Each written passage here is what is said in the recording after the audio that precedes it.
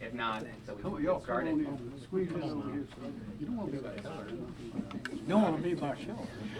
Where's Kelly? Where's Kelly? Ready to roll. All right, y'all, thank you very much.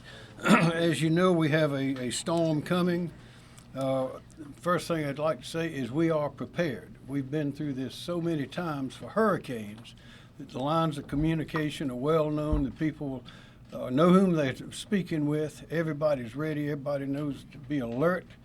And we are as prepared as any group in the country, and a lot of people from other places say that. But the big difference is this is not a hurricane. In a hurricane, we know it's coming. We can see it on television. And we know that once it comes through, it's over. And typically, unless there are trees down keeping you in your house or electric lines, you can go up back out outside, or you can stay inside, and you won't be in danger. With this ice storm, it's going to be cold. It's liable to have all the power lines in the affected areas will be down. The ice will either bring the lines down or bring the tree limbs down on the lines. And you may be without electricity for maybe 4 days or maybe longer. That means you won't be able to recharge your cell phone.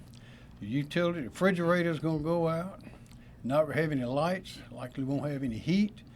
And because the roads are going to be icy in parts of the state for so long, it's going to be very difficult for someone to get to you. And if your cell phone's out and your landline is gone out and nobody can get to you, for 4 days, maybe, it could be rough. So one thing that we want to be sure is to tell everybody to look out for your neighbors, look out for your family. If your grandmama, your granddaddy, your aunts, uncles, anyone, if they're living alone or living in an isolated place, you're going to have to somehow check on them, go see them, do something, talk to them in advance, and make sure they're prepared. We don't want to have any young people, old people, animals, children. We don't want to have people that are inaccessible for 3 or 4 days, perhaps, without electricity, perhaps without water, perhaps without heat. For that long a time, that's call that a disaster. So our emphasis is the neighbors, friends, neighbors, and family are really the best defense that we have to what is coming. Now we hope it won't be as bad as this, but it could be worse than this. So this is something that a lot of us have not seen before. A lot of our people have never experienced. We have new people coming in and haven't seen a hurricane before. But a lot of people have come to South Carolina to get out of the cold weather, and they will find themselves in some, particularly in the upstate. Airports could be closed down. Again, the highways could be closed, and likely. There's no place to go. Some folks have rented apartments or hotel rooms down on the coast to get away from the ice and cold that's going to be in the upstate for sure, maybe in the Midlands. But other than that, there's no place that we can go. The President has approved my request for a federal emergency disaster declaration. So we do have that comfort that we have some help. FEMA is here. FEMA's been here with us in the hurricanes, excuse me, as well. And FEMA is here now, and we appreciate it, and they've been very, very responsive. I communicated with Secretary Nome yesterday about the assistance that we've asked for from Helene. A lot of it has already come, and more is coming. We'll have that same process this time as well, but that's not the answer. The answer to what is facing us now with this cold weather and the ice all over the roads, on the power lines, is a real danger that we have to handle ourselves. So we're prepared, we're ready to go. And we have a group that's going to speak to you, be able to answer questions, all of you, when we get to that point. So I'd like to start off. I want to thank Josie McDaniel Burkett and also her colleague Holly May. They are here signing for us as usual. We appreciate that very much. And now I'd like to call on the chaplain, Christina Pittman. Thank you, sir. Please pause or join with me as I pray. O gracious God, I pray for your mighty hand of protection over all who are in the wake of this storm Fern. May our preparation, response, and recovery be blessed as we work together. From our government and civilian servants to our loved ones at home, please be a shield of safety and provision. May we embody and witness the fortitude of the human spirit, and all who call upon your name in time of trouble know your ever-present deliverance. In Jesus' name I pray. Amen. Amen. Thank you. John Quirello, National Weather Service. Thank you, Governor. John Quirello with the National Weather Service. The National Weather Service is very concerned about the potential impacts to South Carolina from a large winter storm which will bring freezing rain and some sleet through Sunday night to parts of the state and frigid temperatures into early next week. The greatest impacts will occur across the upstate of South Carolina, where freezing rain will result in crippling ice accumulations up to 1/2 to 1 inch. This will be the most significant ice storm in the upstate since 2005, and this will not only be worse, but also more widespread, causing extensive travel disruptions, prolonged power outages, and vast tree damage. Significant impacts are also expected elsewhere, extending through the Midlands and PD, generally along and north of the I-20 corridor, where 1/4 to 1/2 inch of ice accumulation is expected. This much ice can still result in scattered power outages, hazardous travel, and cause tree limbs and power lines to sag. While amounts would be less, some freezing rain is still possible across parts of the coastal plain, with a light glaze on roadways, especially bridges and overpasses. As for timing, the greatest impacts will occur tonight through Sunday, potentially extending into Sunday night across the upstate and the northern Midlands. Temperatures have generally reached their highs for the day and should continue falling through this evening. Precipitation should increase in intensity overnight when the significant ice accumulations are expected to begin. Where temperatures remain at or below freezing, the ice accumulations will continue Sunday. Temperatures are expected to warm above freezing from the coastal plain through the Midlands Sunday afternoon and evening. However, sub-freezing temperatures could persist in the upstate through Sunday night. Temperatures will likely be above freezing throughout the state on Monday, helping to melt much of the remaining ice. However, a very frigid night is expected Monday night, with low temperatures ranging from 5 to 10 degrees in parts of the upstate, with teens across the Midlands and PD. With many power outages still likely, especially across the upstate where it will be the coldest, there is great concern for residents who will be without heat. Please take the situation seriously, follow the advice of local emergency managers, and stay updated on the latest forecast information from the National Weather Service at weather.gov.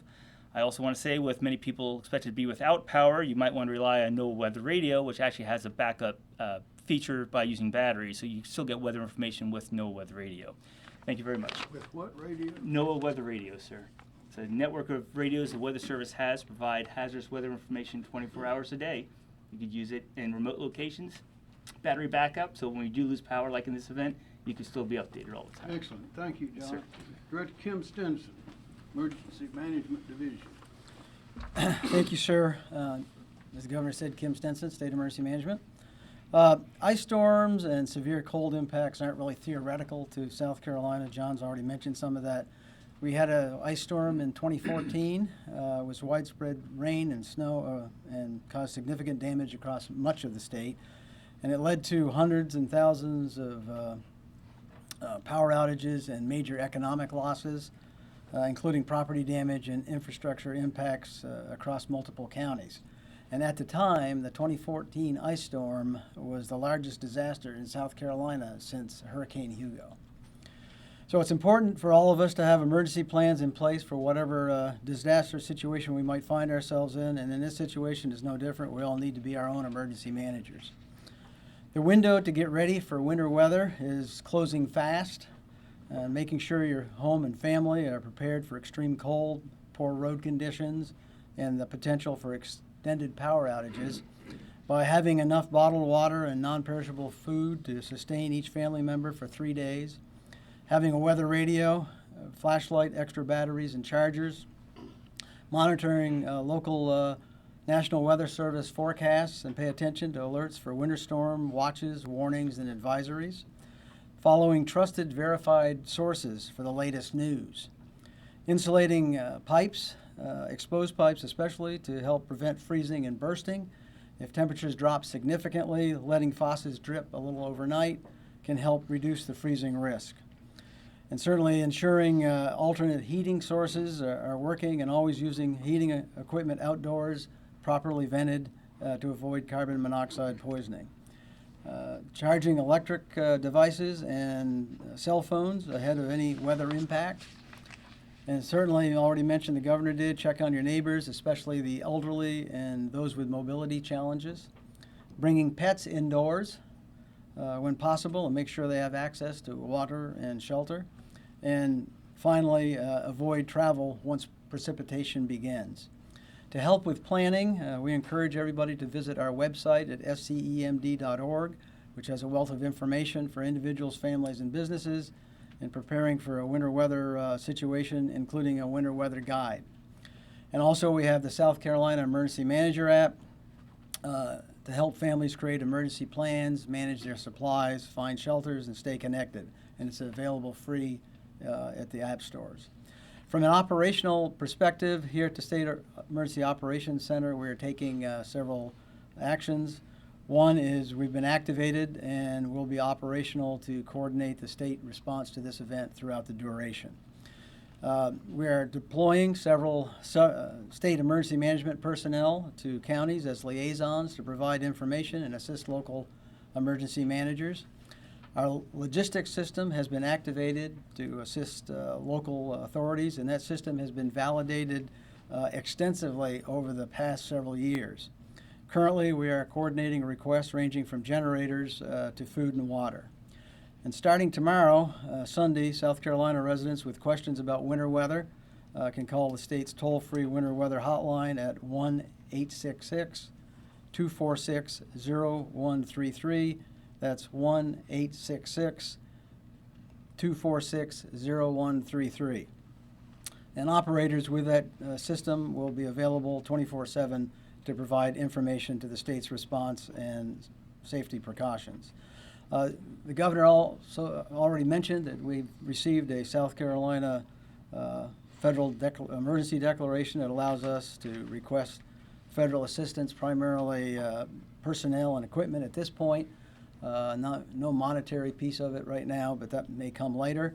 And then we have a designated federal coordinating officer who's embedded here in South Carolina, and that's Daryl Drew. And then finally, Team South Carolina has had a great deal of experience with preparing for, responding to, and recovering from disasters over the past several years. And this experience remains our greatest strength, and we will ensure our success moving forward in this particular operation. Thank you, sir. Let me emphasize something Rick Stinson said, and that's that cell phone. If the power goes out, you're not going to be able to charge it up. So charge it up, keep it charged, fully charged. And then if the power does go out, you'll have only a limited amount of power. So don't waste the power on anything that's not essential, because you might be without power for 3 or 4 days, right? Yes, sir. Okay, thank you very sir. much. Secretary Justin Powell, Department of Transportation. Thank you, Governor. Justin Powell, Secretary of the South Carolina Department of Transportation. The SCDOT has been actively preparing for this event all week. Crews have been treating roads, staging equipment, and stockpiling supplies. We have 3,000 personnel working round the clock right now statewide through the duration of this storm. We have already put down over 1.5 million gallons of brine on our roadways, with a particular emphasis on our interstates, our highest traveled primary roads, and bridges and overpasses. Crews will continue to treat roads through the day as the storm approaches. I-85 has already been treated multiple times from the North Carolina line to the Georgia line, and all other interstate corridors in those areas have also been treated multiple times. As you've heard from the governor, this is expected to be a major ice event with dangerously cold temperatures to follow. We know that that means that travel will be hazardous, especially and potentially well into next week. We know that we are going to do everything we can to keep roads open and drivers safe.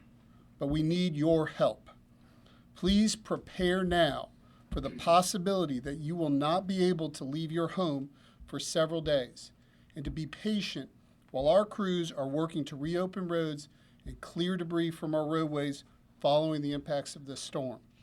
Our number one priority at SCDOT is keeping our people of South Carolina safe. And I want everyone at home to know that SCDOT is working at all resources to help deliver on that mission. Thank you, Governor. Thanks, sir. Major General Robin Stillwell, National Guard. Hey, good afternoon, ladies and gentlemen. Major General Robin Stillwell, the Adjutant General of South Carolina. The National Guard is on duty. Currently, we have 375 personnel on duty from the Army National Guard, the Air National Guard, and the State Guard.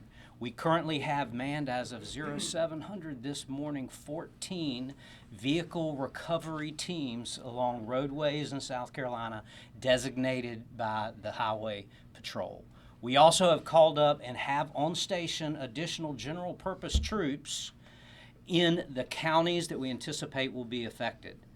Those general purpose troops are there to fill gaps and seams in local authorities' recovery efforts, to provide security for shelters, to provide additional manning for EOCs, and to provide potentially transportation. Ladies and gentlemen, we also have debris clearance teams who are standing by from both the National Guard and the State Guard to help with clearing roadways after the storm has hit.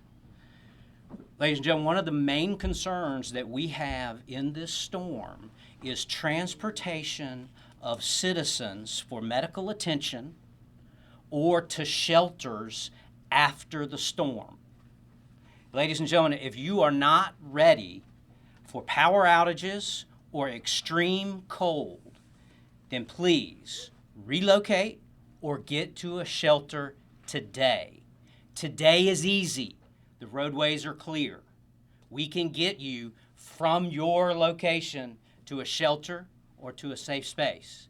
If you or somebody you know does not have transportation, contact your local authorities, your EMS or your emergency managers, and you ask for transportation and it will be provided to you. The state will also provide resources from other state agencies or other counties that aren't impacted to help those transportation needs. Ladies and gentlemen, tomorrow, after the storm has hit, transporting people, again for medical needs or to shelters, is going to be a much more difficult proposition. It will be much more difficult for local authorities and for emergency management to get to you. If you find yourself in a situation, you can call local emergency management and they will respond. The state is ready to provide additional assets and resources to augment and supplement local authorities. Those are either from other state agencies or from other counties that may not be impacted by the storm. We can also use the resources of the National Guard up to and including aviation assets, weather permitting. So ladies and gentlemen, again, I implore you, if you are not ready for power outages or extreme cold, relocate or get to a shelter tomorrow. We will respond to your needs, no question, but it will be much, much more difficult tomorrow after the storm has hit. Ladies and gentlemen, this National Guard stands ready to assist local civilian authorities and to support our communities. Thank you very much. Thank you, General. Yes, sir. Director, and y'all remember though, making those phone calls may be impossible if your cell phone's dead. Director Andrew Bateman, Office of Regulatory Staff. Thank you, Mr. Governor. Andrew Bateman with the South Carolina Office of Regulatory Staff. I want to reiterate much of what you've heard here today. This could be a potentially very dangerous ice storm with significant power outages and brutal cold following it. To that end, please prepare accordingly. Cell phones, please charge your cell phones all the way, have them charged through the storm to the extent possible in the event that communications may experience disruptions.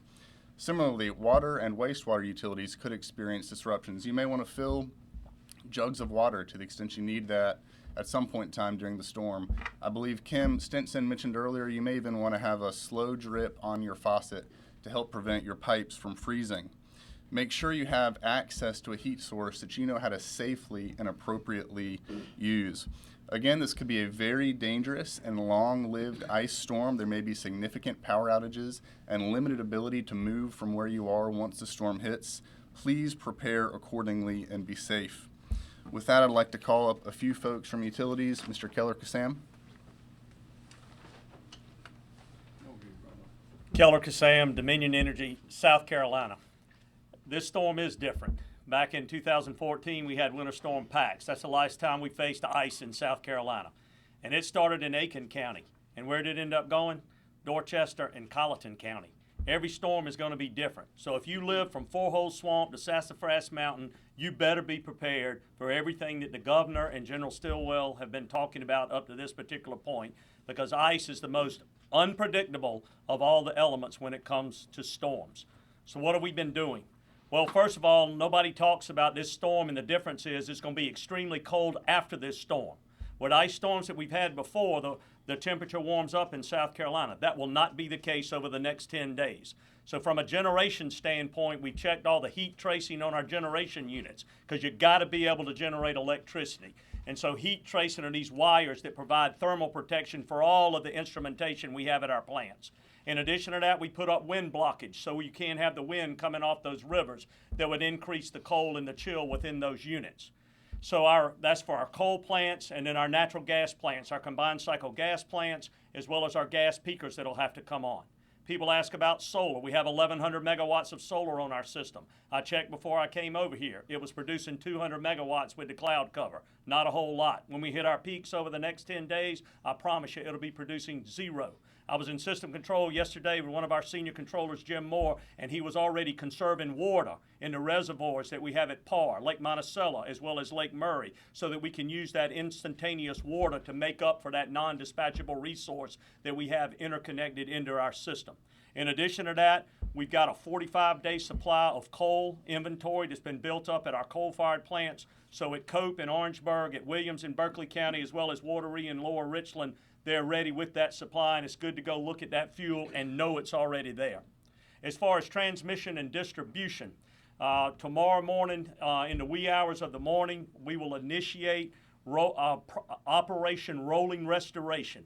That's when we will bring our seasoned, most veteran linemen at the forecast holes out of the Charleston area, Mount Pleasant, Hampton, Bluffton, Beaufort, Somerville, Walterboro. They will all be coming up I-26. We've coordinated with Secretary Powell and in his group, and we feel confident they'll be able to roll into the Midlands, where we feel like we'll have the most impacts on our system. As far as they also bring track equipment with them, and they also bring the helicopters. Governor McMaster saw that during Helene when we were at the Aiken Airport, and these will come. They have glass underneath the cockpit for patrolling, but they also have chop saws and the long extension saw, and they're outstanding for being able to get trees that might be laying up into our transmission. So that'll be important. The greatest risk we have facing our linemen are the same risk that you have, being on the road. We don't have any choice. You have a choice. Stay off the road if you do not need to be there.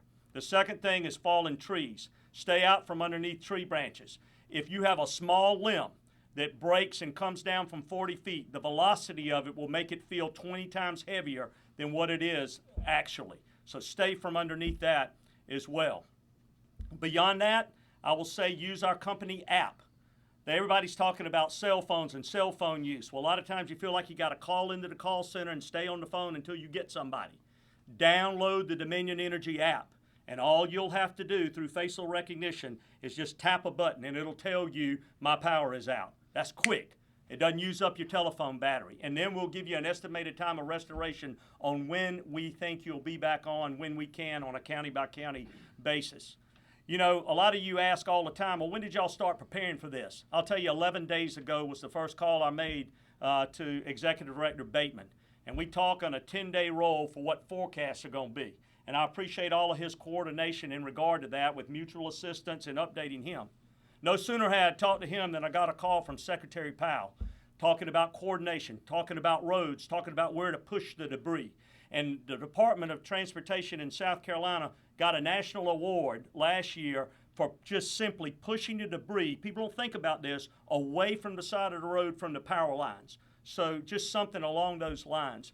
Tom Allen and Emergency Management representing the utilities. Everybody you see up here behind the governor, he has one directive to us: communicate, coordinate, and collaborate.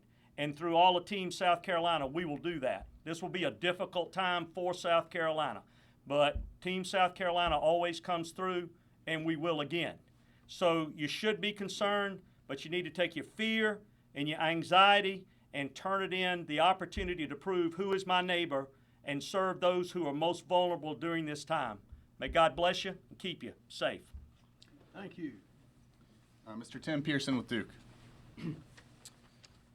Thanks, Andrew, and thanks, Governor. I'm Tim Pearson. I'm the president of Duke Energy, South Carolina. I have a lot of experience following Keller, and that means usually a lot of the things I was going to say get said right before me. But I will echo what the governor has said and what Keller has said and a number of folks up here. This is a really serious event we have coming our way. And in many ways, ice is the greatest enemy of power delivery.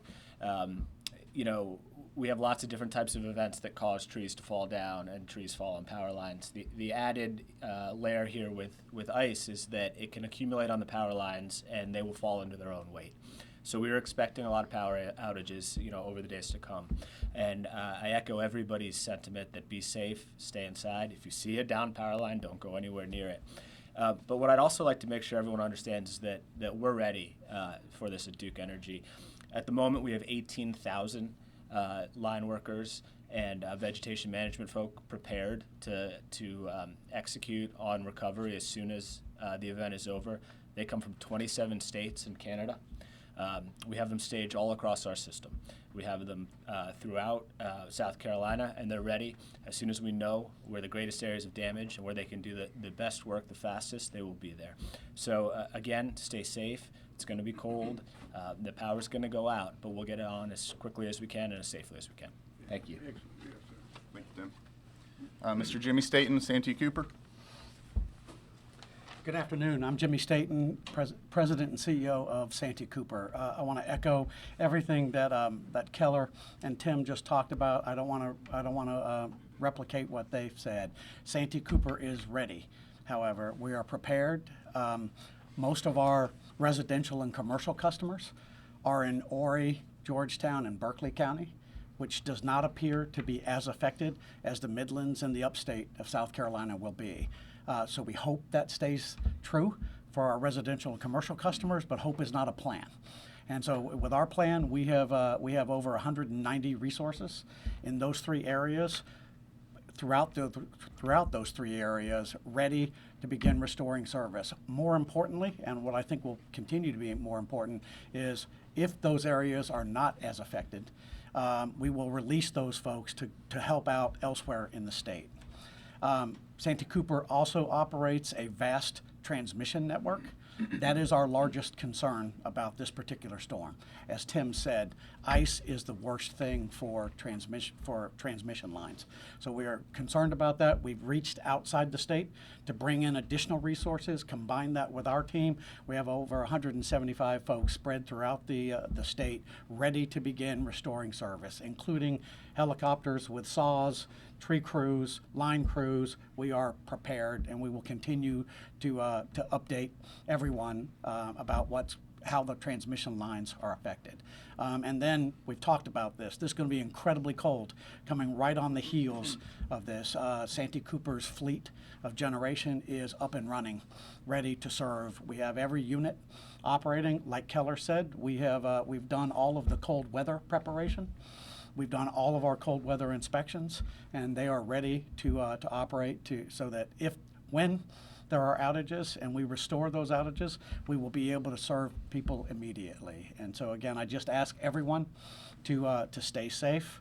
God bless all of our customers. God bless the people of South Carolina. We will get through this together, and Team South Carolina is going to be here to ensure that happens. Thank you. Thank you. Thank you, Jimmy. and Mr. John Frick with the co-ops. My name is John Frick. I work with the Electric Cooperatives of South Carolina. This is a big storm. Your co-ops are ready. We've got 1,400 people who are pre-staged. It's an unprecedented level of pre-staging and preparation that we have done. We've got people from as far away as Montana and Oregon to help us. All the materials that have been requested have been delivered. They're there right now. So when it's safe, our folks can roll out and get restorations done. Please know, you may be restored and your power may go back out again. That's how ice storms work. And so the governor, thank you for bringing that to everybody's attention. This is an ongoing event. As you have things melt, things move, and when things move, they can fall, and you can have outages that occur because of melting and because of refreezing. Cooperatives serve some of the toughest areas in South Carolina to get to and to serve. If you are at the end of a long country road and you can't get out, we can't get in. And so just ask your patience as we do our very best. We will not rest. We will not stop until we have this, all of the power is restored. And we just ask for you to, in addition to keeping yourself safe, please be mindful of the people who are working to restore power. Please do not connect any sort of generator to your house if you do not have a proper kill switch or a proper breaker to keep that from backfeeding onto the system. That can endanger workers. So just know we will not stop until this is restored. We're ready to go, and we ask for everybody's patience and diligence as we work this outage. Thank you, John. What you said reminded me of something. Excuse me.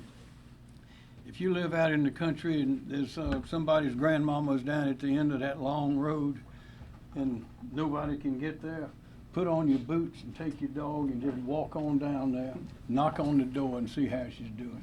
We don't want to overlook anyone who's not able to communicate with us. Okay. Robert Woods. Thank you, Governor. I'm Rob Woods, Director of the South Carolina Department of Public Safety. The men and women of DPS stand ready to respond along with the rest of Team South Carolina. Starting today, we have 537 Highway Patrol, State Transport Police officers, SLED agents, and DNR officers, as well as 14 vehicle recovery teams from the National Guard, as Major General Stillwell mentioned. They're all mobilized and in support of the Traffic Incident Response Mission. If you can avoid getting out during and after this storm, please stay home. I know that's already been emphasized a number of times, but it cannot be emphasized enough. There is simply no safe way to drive on icy roads. Not only can it be dangerous, trust me when I tell you, it can be deadly. If you can't avoid traveling, and there are those circumstances we understand where people can't avoid traveling, please follow these recommendations. First of all, know what the road conditions are. You can refer to the SCETV 511 app. It is a wonderful resource. It'll tell you what the conditions are before you leave home. Once you're on the road, just like in any conditions, adverse road conditions, slow down, increase your following distance, and be aware of other drivers that aren't as attentive as you are. Last thing to remember, and this again has been mentioned a number of times, make sure you got your cell phone charged and you communicate your travel plans, including your destination and your estimated time of arrival, with a friend or a family member so that they know when to expect you. So if you don't show up, then we know to start looking for you. Becoming stranded in a vehicle with no heat, again, is extremely dangerous and can very quickly become deadly. We're ready to assist the people of South Carolina, but we are asking for you to take the warnings from your local and state authorities seriously over the next few days. Thank you, Governor. Thank you. South Carolina Department of Social Services. Tony? Yes, sir. Thank you, Governor. I'm Tony Catone, the State Director for the Department of Social Services. Our Mass Care team, along with our partners at the Department of Public Health, the Red Cross, the Salvation Army, and Southern Baptist Disaster Relief, are supporting county shelters across the state in anticipation of the coming storms. As of 1:30 today, South Carolina currently has 21 total shelters open, 13 general population shelters, and 8 medical equipment power shelters open across the state. Vulnerable citizens are reaching out. We continue to work with the Department of Public Health with the operation of medical equipment power shelter sites. Shelter locations and decisions, just as a reminder, are driven by local county emergency management requests and not a decision made at the state level by the Department of Social Services. I'm going to read now the address of each shelter location that's currently open, and I'm going to repeat it. About how many are there? Currently open, there are 13 general population shelters, Governor.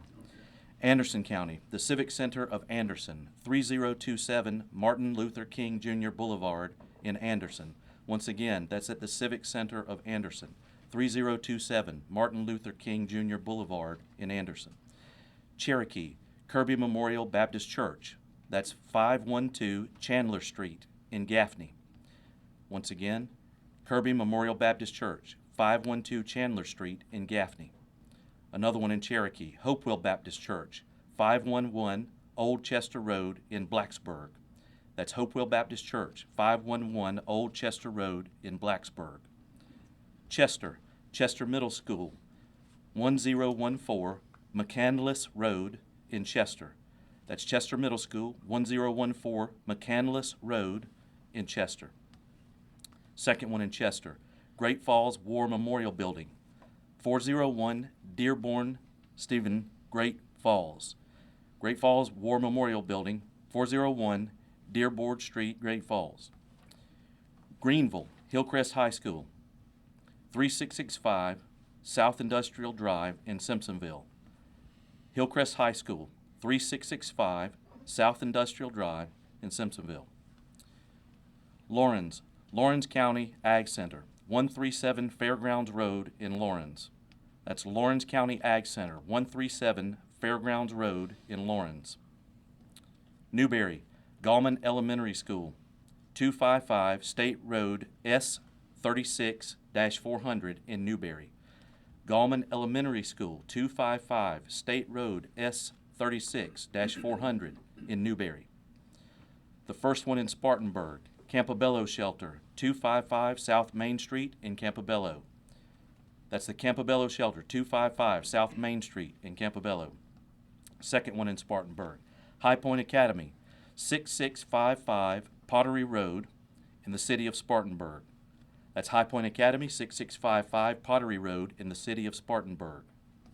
Third one in Spartanburg, G.B. Hodges Center, 365 Hodge Drive, also in the city of Spartanburg. That's the G.B. Hodges Center, 365 Hodge Drive, also in the city of Spartanburg.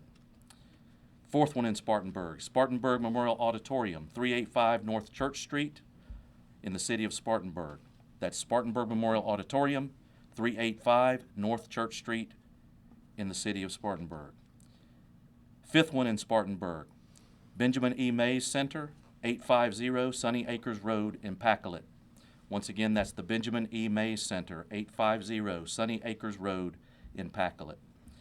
For medical equipment power shelters, locations, and medical support, such as power for equipment like oxygen generators, refrigerated medicine, or other medical needs, please call the Department of Public Health triage line at 1-833-351-9990.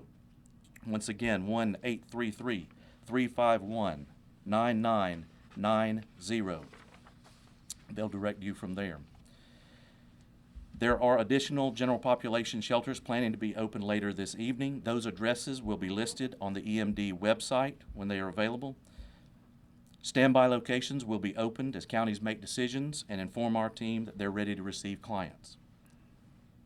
Once a shelter is open and ready for shelterees, their locations are advertised on SCEMD's website, www.scemd.org,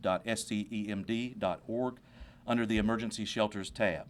This information is also available through the SC Emergency Manager mobile application. Counties are also publishing press releases to local stations and on social media of their timelines to open shelters. We need our partners in the media here to publicize shelter locations and information through all channels, print, radio, television, and internet, to get those locations and the word out. Do not hesitate to reach out to the County Emergency Operations Centers if you're not sure where your nearest open shelter is located. They'll direct you to the nearest place to seek refuge. Numbers are listed on the SCEMD website. Please do not wait until it's not safe to move to get to a shelter if you're worried about yourself and especially your pets. All shelters will support you and your pets. Whether your pet can stay right next to you in the shelter or a nearby facility, all shelters are pet friendly and will provide support for you and your pet. The last thing we want is for someone to not go to a shelter because they think that they can't take their pet. Go to a shelter if you need a shelter, and your pet will be provided for. We recommend evacuees bring blankets, sleeping bags and pillows, medications, and any special foods if you're on a restricted diet for up to 7 days.